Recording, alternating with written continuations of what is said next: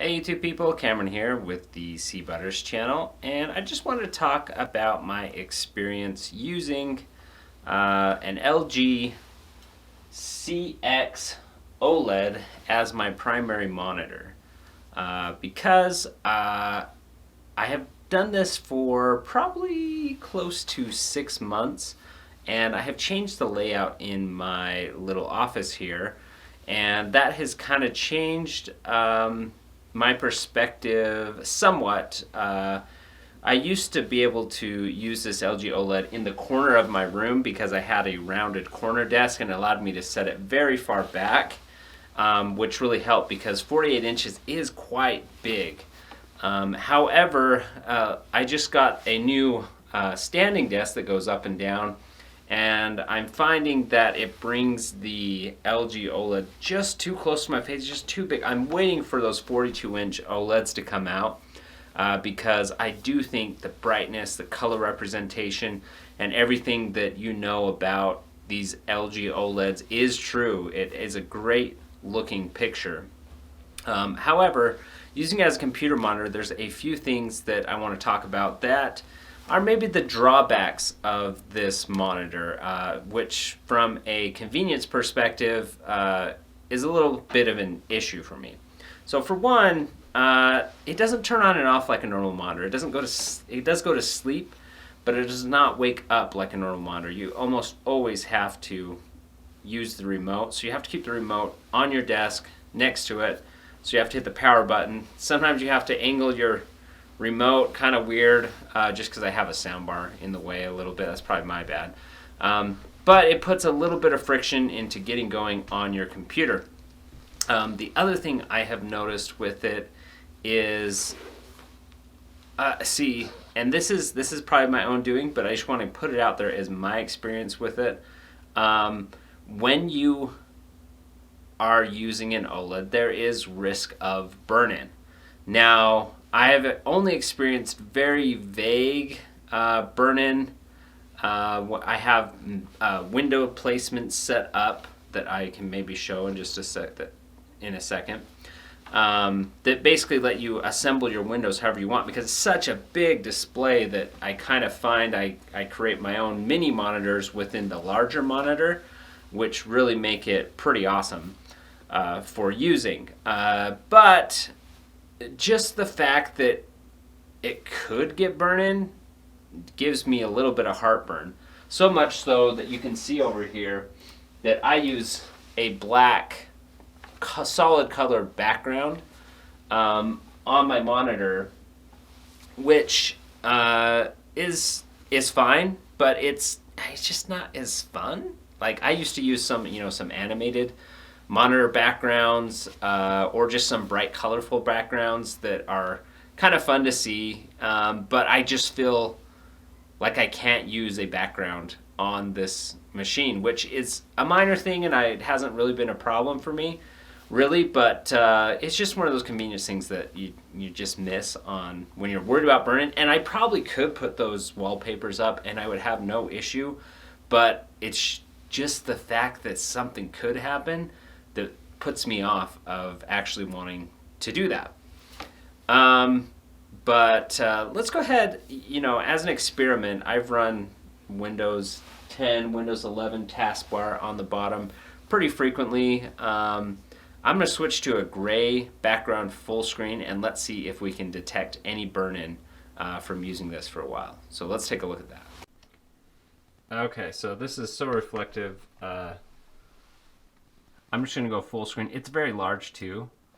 So I now have put up a full screen gray image, and I just want to see if I can detect any burn-in at all. And you know what? It looks pretty good. I am not seeing any burn-in. I have at times seen a little bit of persistence from having white windows open against the black background. There may be a little bit of bar discoloration along here, but all in all, the TV looks great, and I detect any burn-in whatsoever, and that's after about 6 months. So that's a good sign. So that's definitely a plus for those of you who are looking for someone with experience using this for a while. Okay, so haven't seen any burn-in, which is good news. But like I say, the thought of it maybe having burn-in could I don't know, that puts me off from doing fun things with the monitor that I might otherwise do. So, and like I said, I've been very careful with this monitor. That's probably why I don't have any burn-in. Black wallpaper. I leave the brightness modes, the power saving, screen saving modes that kind of dim it when it doesn't detect movement. Kept the brightness at a lower level. And because of that, I think, that may be why I've used it for so long with no burn-in. But also, that doesn't mean that someone who used this 24/7. I really maybe use this screen on average 3 to 4 hours a day. So it just depends how much you use the monitor as well. But no issues for me with that usage level. The other thing that I have an issue with on this monitor is it's so tall that the webcam that I use puts it up very, very high. So high. It puts it. It ends up with me kind of like looking like this on my Zoom calls, which maybe there's a way around that. I've tried sticking it over on the computer, but then it's at a weird angle, and it's you're always trying to make sure your eyes are not shifting. Anyways, if you're on a Zoom call, the OLED does place the camera just out of reach. So because of all these little issues, I've decided to move back to an IPS display. I've gone with the 38-inch Alienware that is basically a 3840 wide, 1600 tall.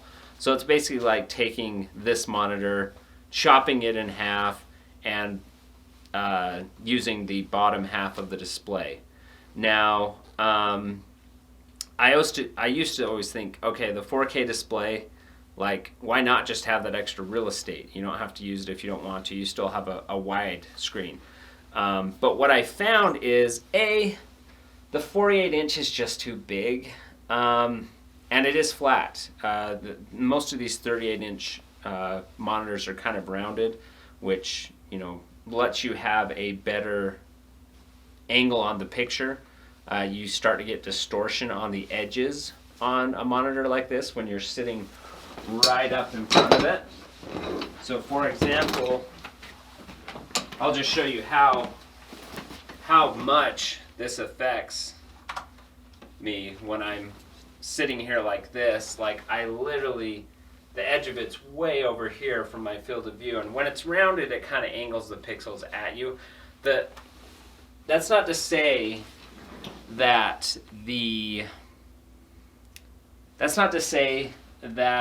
it doesn't have good viewing angles, because it does have very good viewing angles. The problem is the geometric distortion from it being that far off on an angle, if that makes sense. And like I said, what I like to do is I use Microsoft Windows Power Toys.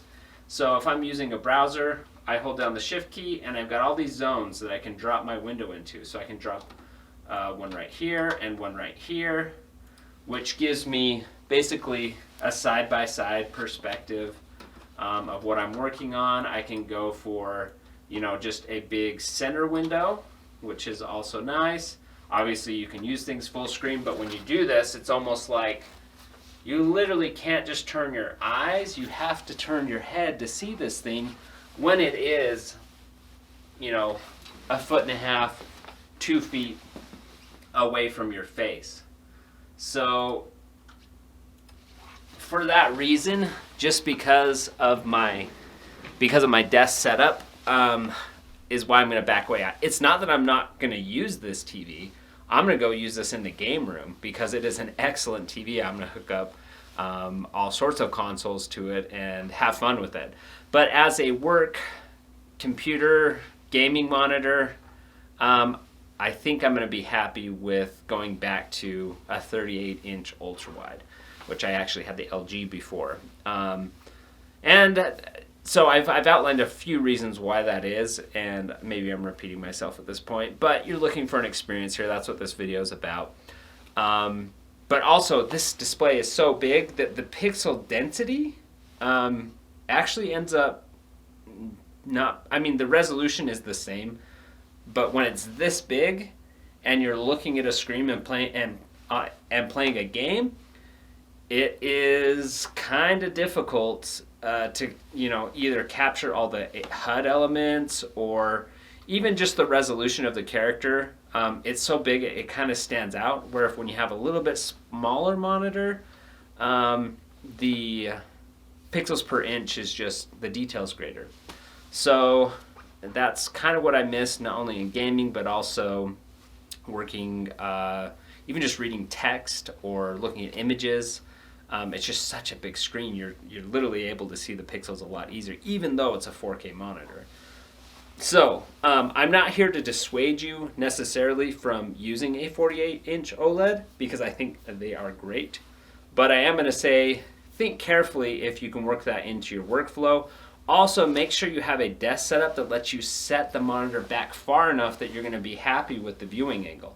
Because like I say, when it was in the corner, it was no problem because I could set it way back and I was literally 3 feet away, and it was great that way. But now that I've switched to a different desk, it's just not going to work for me. So I have other plans for this OLED. I'm going to go put it, you can see the colors are amazing on this thing. So don't want to dissuade you. I just want to make you informed if you want to use a 48-inch OLED as your primary monitor for your PC. So hopefully this was helpful. Thanks for watching. We'll see you next time.